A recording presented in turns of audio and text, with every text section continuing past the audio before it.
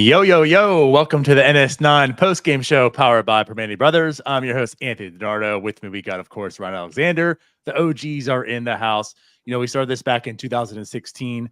That was coming off the playoff little run there, right? And here we are, how many years later? And we're going to talk about this 7-1 loss today with the Reds. Yeah, when we started this, DiNardo, it's games like this 8 years later you just couldn't wait for, right? Yeah.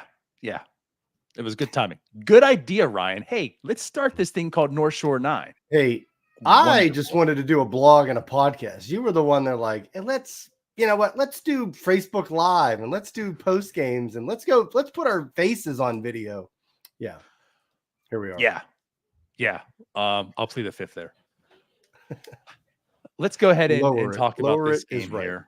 Do we have to? Before we do, of course, BetOnline is the world's most trusted betting platform and your number one source for everything football. BetOnline has every stat, every matchup, and even live odds and spreads to bet on during the games. Think you know your stuff? Get in on our $200,000 mega contest and pick 5 games against the spread every week for your chance at weekly prizes and a share of $200,000. When the game's over, head on over to our online casino and get in on a game of blackjack or poker or unwind with one of our over 150 slot games. Head to the website to get on the action. Bet online, the game starts here. Yeah, Ryan. There were, before this game, 8 games left of the season. With that being said, I'm just putting this out there. Just, at this time of the year, there's nothing to play for. Just like Mitch Keller said last night, it sucks, right? There's nothing to look forward to. There's no playoffs. There's nothing to play. This time of the year just sucks once again. So there's 8 games left. And coming into this game, the Pirates were 1 game behind the pace that the 2023 Pirates were at. So coming in, they were a game behind. They lose 7-1 today. They're now 2 games behind. That's a story. You want to talk about progression. If you want to use wins and losses, that's one thing that people are looking and focusing on.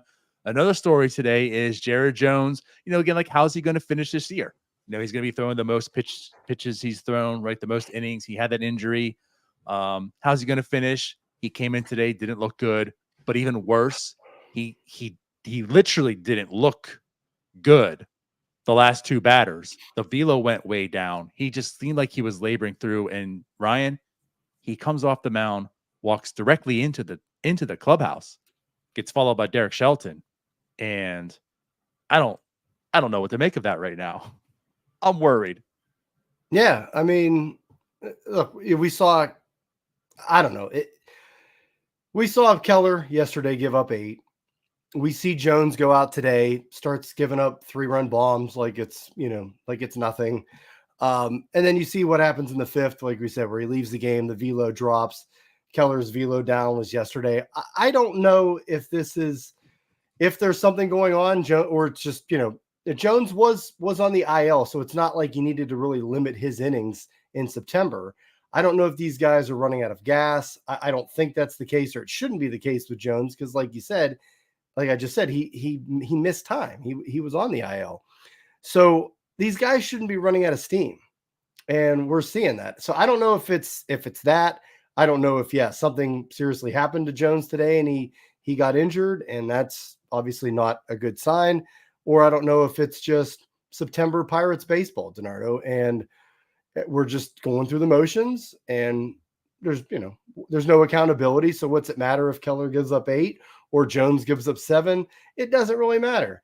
So I don't know if it's just that they're just trying to run the clock out for the 2024 season. That's the way these at bats are looking, and the starting pitching basically at this point is starting to look like that. So hopefully Jones is okay.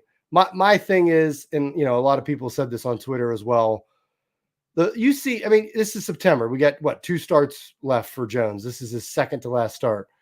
You see any kind of concerns, trouble, you got to pull him. Like, why is he still out there? Why do you still have him out there? Pull the guy. Like, is Shelton awake in the dugout again? Like, what are we doing here? Because you can't. We've talked about Keller, Skeens, and Jones and Bubba Chandler coming up, and we've talked about it. You'll have a limited time with these guys probably, and that's not even with an injury. If an injury comes to any of these guys, they're gone for a while. So you can't lose Jones. You can't lose Skeens. I don't know. I don't know why he's still pitching in that game. Yeah, man, I'm with you on that. This to me didn't scream like just velo being down. I guess let me phrase it this way. So the one thing about Jared Jones, we're going to talk like about his start, a little more in totality here. But I think just the moment that what may be an injury, we're not sure, but him walking off, he had issues with the command all game. Yeah. Outside the first inning, like once again, just like the last start, he looked excellent the first inning, and then things seemed to kind of fall apart. Where the last game he put it back together, this game it did not. The command was all just not there. His pitches were all over the place. Now, one could say, you know what? Maybe you start sacrificing the velocity to gain some more command. And maybe that's what was happening later in the game. Like he wasn't feeling his pitches, and he said, I'm going to try to focus on locating, sacrifice the velo. That's not what it looked like to me. So, like, if you want to say, yeah, the velo was down, but you know what? He's fine. He looks okay. He was trying to make sure he's executing his pitches better. I can understand the argument again that's not what it looked like today. It still looked like he was throwing max effort. He wasn't looking well in the command. Still wasn't there on those last two. He legit, and like I'm not trying to be the doctor. I'm not trying to put this out there as like, oh, he's injured or whatever. But he didn't look good. He didn't look right. For whatever reason it might be, it didn't look good. So just like you're saying, back to your point, Ryan, this team is out of it. There's nothing going on here. Why even keep him in that situation? Like, shouldn't you be moving forward with all caution at this point in time? You would think. And like you said, like, something just didn't look right. I don't know if it was his body language or what. Like, even before that inning, to me, he just looked, like you said, he was struggling with the command, but he just looked out of sorts. And again, I don't know if that's these guys are running out of gas, which you wouldn't think that would be the case with Jones, or if it's just it's September baseball and it's the Pirates and they're going nowhere. And I don't know, and he's still, it's still basically a 2-pitch pitcher. He's mixed in a little bit of a change up and a curve, but he's not throwing that very at least effectively, or he's not throwing it very much. I mean, it's mainly the slider and fastball, and it's just we've seen this. I mean, we've seen electric starts from him, and then we've seen him struggle and get hit around the park. And yeah, it's a great American ballpark, so you might give up some home runs, but De La Cruz, man, teed off on him. Yeah, that was a bomb. And so I don't know, but I mean, if he's injured at this point, DiNardo, like, I mean, everybody knows we want Shelton gone except for Neil. I don't know how he keeps his job if like Jones is injured from this. Well, I don't know how you really keep your job to begin with after like many, like the Jones thing is just another notch to add on to that post, I guess, if you want to put it that way. There's many things, but again, it's like today. It's seeing that, like him going out there. It is September 21st right now.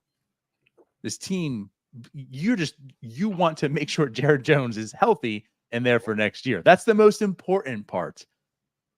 I don't understand how you see him there, like you're mentioning. You just let him keep riding out and pitching.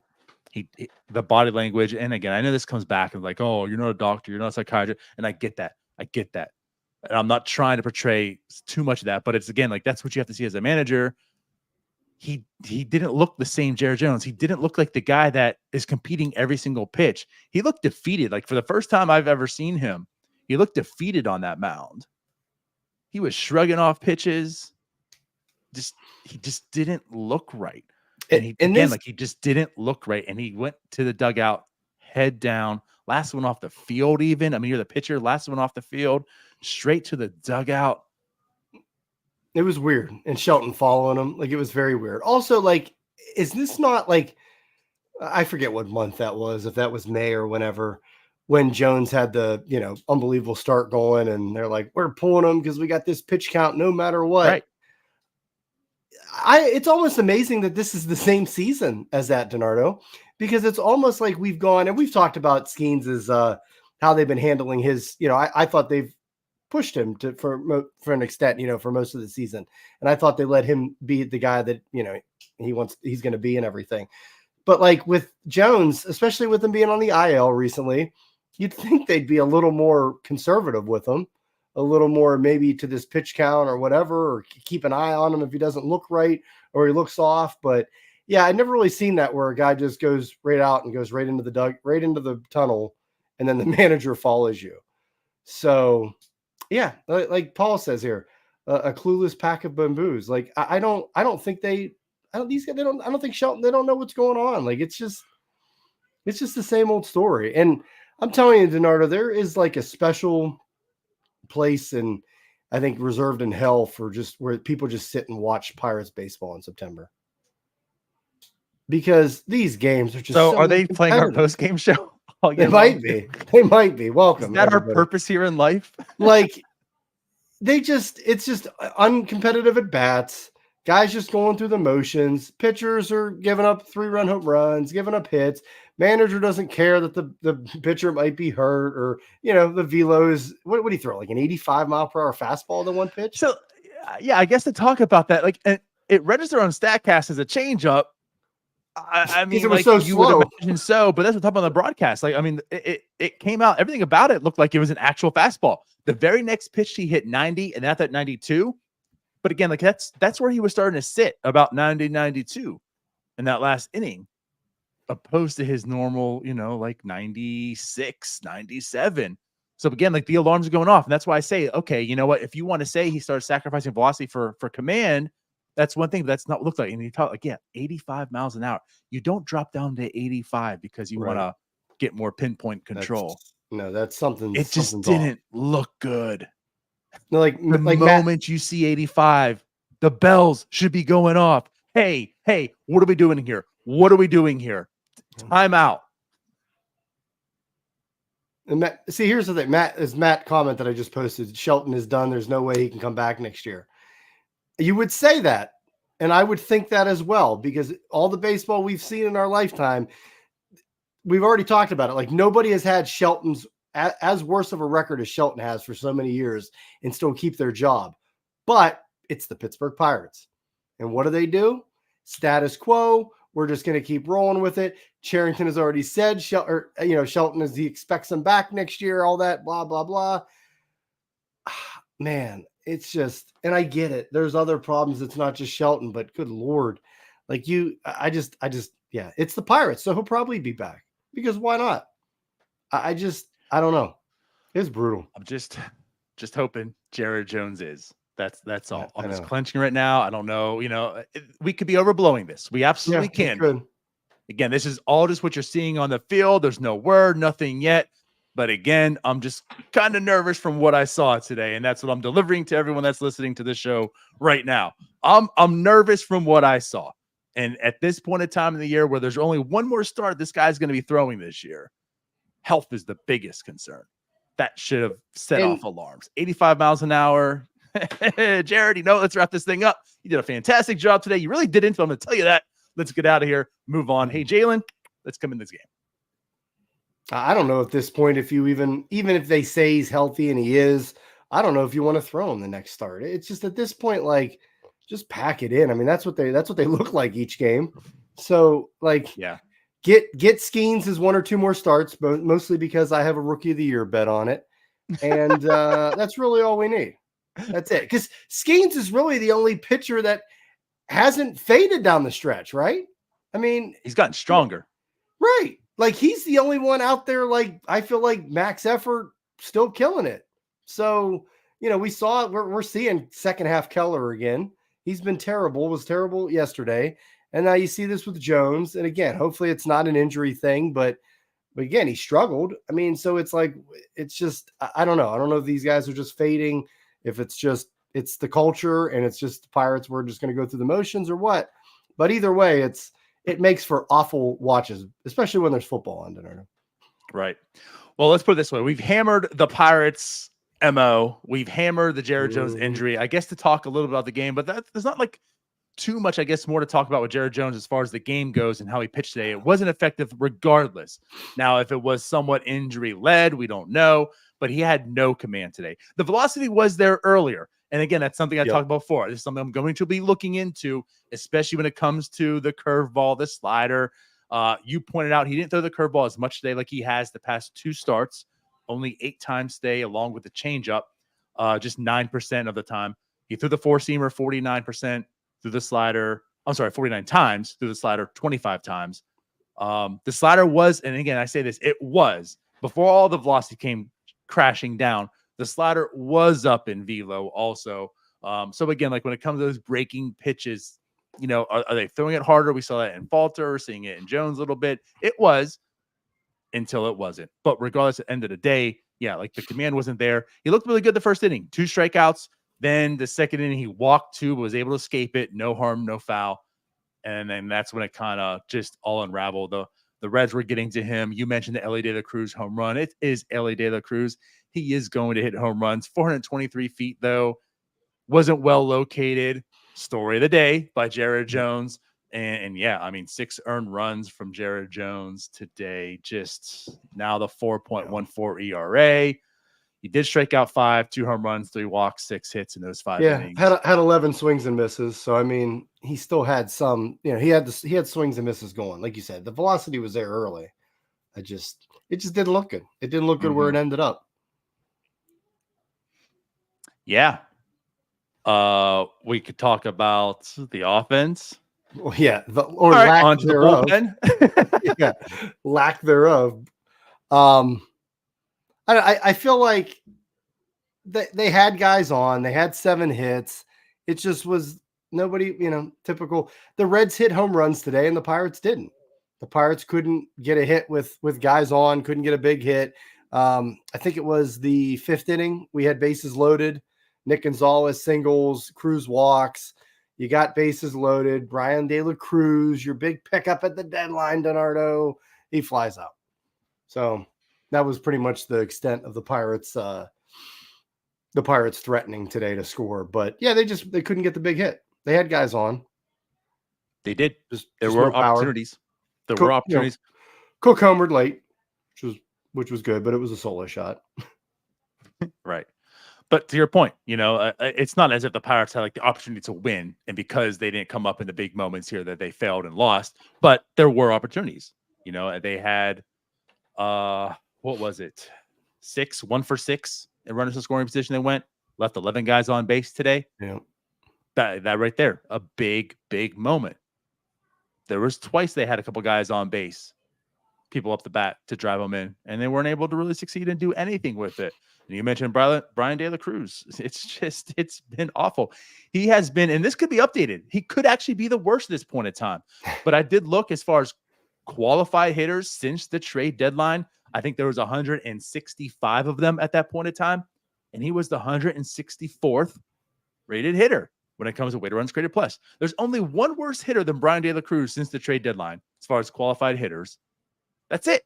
Like you mentioned, like that was the pickup. He's been the 2nd worst hitter amongst all qualified hitters in baseball. Today goes 0 for 4. He has, Ryan, 28 hits and 146 at-bats with the Pirates. 28. And he's walked twice. Twice in 146 at-bats. Twice. Yep. He's walked twice. I can't fathom that. I can walk more than twice. If he would go up to bat and just simply not swing, he would walk more than twice. But he's a professional paid hitter who also only has 28 hits on top of those just 2 walks. Like, this is just horrible. Horrible. And he fits right in. I go back to this, like he was never going to be this bad. But the reason why the trade for Brian De La Cruz just didn't make a whole lot of sense. Sure, it's an upgrade for this year. So, air quotes, upgrade. Should have been an upgrade for this year. Right. Because all he had to do was be better than Jack Sawinski and Edward Olivars. He's been worse. I don't know how, but he's been worse. But like sure, it improves this year because he's probably gonna be better than them too. But like, he's not that good of a hitter. He's just not that good of a baseball player. And now he's the 2nd worst in baseball. And I just like we talk like he legitimately could be a year from the trade deadline. You'd be talking about him as far as like, is he DFA territory? Right. Well, Not we haven't made it that far. We're still in September of 2024. Is Brian De La Cruz, I'm not gonna say DFA territory, but is he non-tender territory? Right. I would hope so. But with the Pirates, he'll probably be starting next year, and IKF will be at short. And Shelton will be managing in the dugout. And we'll just run it back, baby. Maybe Skeens can just have a Cy Young winning year and win 30 games, and the Pirates can sniff 500. I mean, that's what I feel like Ben Sherrington's plan is at this point. It's been awful. I mean, are you going to give this man real money for next year to hope that he can go back to his career norms, which is a 0 WAR player? Which is what? Right. Replacement level. Right. Like he's a below average hitting corner outfielder with, as we've now all seen firsthand, as we kind of warned you of, with terrible outfield defense. Is there a role for him in 2025? I don't know. Wouldn't you rather just use that money and go get a real person? You know, like it's going to cost more than what his arbitration is going to be, but it's like at least you can use whatever that money is and attach it to the remaining money that's going to cost to get a real person and get an actual right fielder, especially if you're talking about moving Reynolds to first. You're going to need 2 corners. And there's good names on the free agent market in the outfield, that's for sure. But again, are the Pirates going to open that wallet, DiNardo? I said this months ago. I'm very concerned about the offseason. I still am. This hasn't changed. And I'm worried that, you know, Shelton is still going to have a job. I'm worried that they're going to go cheap, just roll with IKF, De La Cruz, and just run it back. And it's not good, DiNardo. It's not good. And now you got, you know, Keller, which we have a ton of disappointments this year. You could, you know, there's a good number of them, but I think Keller having a 4.2 plus ERA is one of the biggest disappointments. So you got Keller struggling down the stretch. You got Jones today struggling, maybe injured. You know, Bednar threw an inning today. I don't know how you can a scoreless inning today, but I don't know how you can rely on Bednar next year to say he's our closer. So you're going to have to probably pick up, I don't know, if you're going to re-sign Chapman or go get another arm in the pen. I don't know how you can say Bednar's your guy as the closer. Right. So there's a lot of question marks coming up here. And if they lose Jones or they lose Jones for a period of time, it's going to be bad. But hopefully, like you said, hopefully we're overblowing that, and he was just pissed off today and maybe just tired. I don't know. But 2 strikeouts by De La Cruz, 2 strikeouts by Reynolds, 2 strikeouts by Connor Joe, yeah, Reynolds 2 strikeouts by York. Connor Joe, if we're talking about the Brian De La Cruz thing, Connor Joe also, and I hate to say it because I've been a huge supporter of his. He was fine last year, overused. Yep. Fine this year, overused, but big time. But this year, like it's been even worse, and it's been for quite some time. And I think like Connor Joe's kind of in that territory as well. Like, are you tendering him a contract? I don't know, but regardless, he goes 1 for 3 there. Like, at least he did have the hit and walk, but 2 strikeouts. And again, like Nick York bringing up here as well. His short stint to end the season, he was pretty hot. He had the 3-hit game. You know, his batting average now 263, but OPS 526 because also, Ryan, he does have hits, but everything he's had has just been singles. He hasn't really been showing a lot of power. He's making contact, 2 strikeouts. But the other rookie, like you mentioned earlier, talked about him a bit, Billy Cook, another home run. He had the home run, then he sat, the Shelton special, then he sat. Now he played today. I know it didn't mean much, but hey, another home run. He was struggling mightily. His, you know, debut and tenure up here so far. Those 2 home runs are helping out right now. We've seen him struggle with the fastball up, but 2 for 4 today again with that home run. His OPS now is 678. Again, like at the end of the day, end of the season, York's numbers, Cook's numbers aren't going to mean too much because there hasn't been a whole lot of time. It's just getting that taste. But hey, you know what? Second home run of the season for Billy Cook today. Congrats. He does have some pop. Yeah, he definitely, I was gonna say, he definitely has some pop. I mean, it's good to see. He's batting the nine hole. It's not, he's not seeing great pitches down there, but that's like you mentioned, it's not really going to mean much because there's not going to be much, it's a small sample size. That's why he said, why not bring these guys up a month ago? Let's play them because, why do we need to see, I mean, at this point, why do you need to see De La Cruz anymore? But they just keep, like you said, one of them's hot, they sit them. So it just, none of it makes sense. I don't know what the strategy was here for this, pretty much this season or this rebuild or definitely this last month. So, but yeah, it was nice to see him continue that pop. And again, we're not going to know what we have with them. So going into spring training next year, it's like, I mean, you got to think that they're going to be competing for a role on the team, but you're just going to go into the season and not really, they're going to be a question mark. So right. We'll see. And I mean, a lot of that's going to depend on what they do in the offseason, but you wish they would have brought these guys up a month ago, got a whole month of at bats to kind of see what they're doing here. But I don't know, man, it's got to be tough. Just the whole team looks like it's just going through the motions.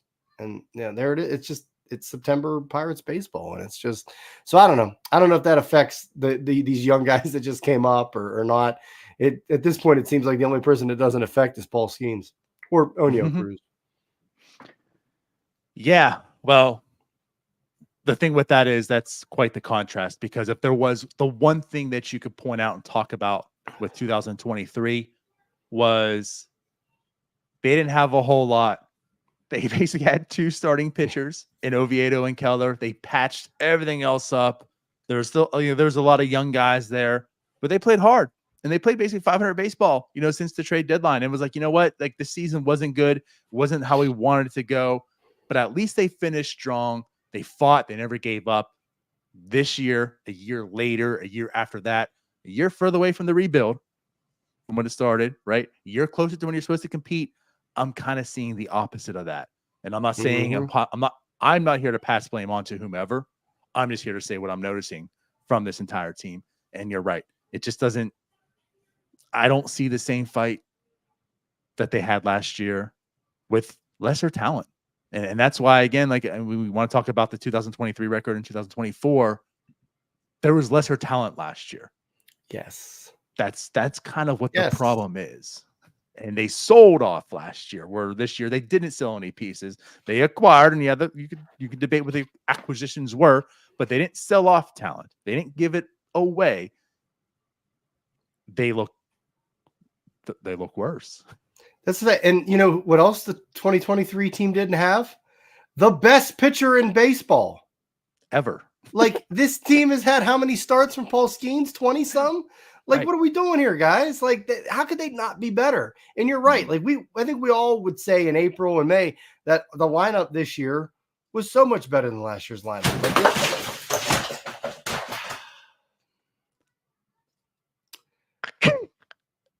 What was that? So I have a cork board on the wall, and this happened a couple months ago. It just randomly crashed off the wall one night at 10 o'clock, and I put it back up, and it just crashed again. It just fell off the wall. So I hope that's not a symbol or a sign. I was gonna say, is that foreshadowing Jones's arm right now for 2024 season? Just a complete crash off the wall. But no, it's absurd that this team has not have a better record. And at this point, the way they're playing and rounding things up, it doesn't look like they're going to have a better record than last year. How could they? It's absurd that they're not. Because like you said, the talent's better. You have the best pitcher, one of the top 3 pitchers in baseball this year. And here we are. What is it? 72 and 72 and 83. They have to win 4 of the next 7, which one is against the Reds tomorrow. Then they face the first place Brewers and the Yankees. Board that just fell off the wall. So they have to win 4 games out of 7 against the Reds, Brewers, and Yankees to match last year's record. So if that means anything to anybody, there's your information for that. But I think before we end this, because we're gonna end this here soon, but yeah, like that's the one thing I think we were talking about, like, well, how much of progression from last year is actual progression? And I think the reality is they're actually going to have a worse record than last year. Right. And that's really all that should care about. It's the wins and losses. I mean, who cares? There's some, well, the run differential is better. Who cares? It's still in the negatives. Like if we're in positive 30 and they just been unlucky and had a bad record, that's one thing, but they're still in the negative. They're still not, it's just not a good team. It's not a good team. It just, what was the catcher in the minors that got released for giving From signs away because he didn't want to go to the playoffs? I'm not saying the Pirates are giving signs away, but they certainly look like they just are ready to be done with this season, as are we, DiNardo. Yeah. I mean, it's just where we're at. I don't know. And then you got the Reds on the other side of the field. The Reds aren't going to the playoffs. They're 76 and 80, but the Reds are taking good at bats. It's the Rhett Lauder's coming out and getting out of jams and mowing the Pirates down. And I don't know.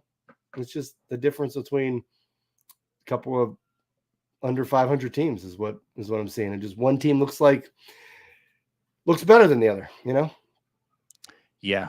Well, let's get out of here. Not a good day. Pirates do, of course, again play tomorrow against the Reds. Doug and I believe, are going to be on for the post-game show.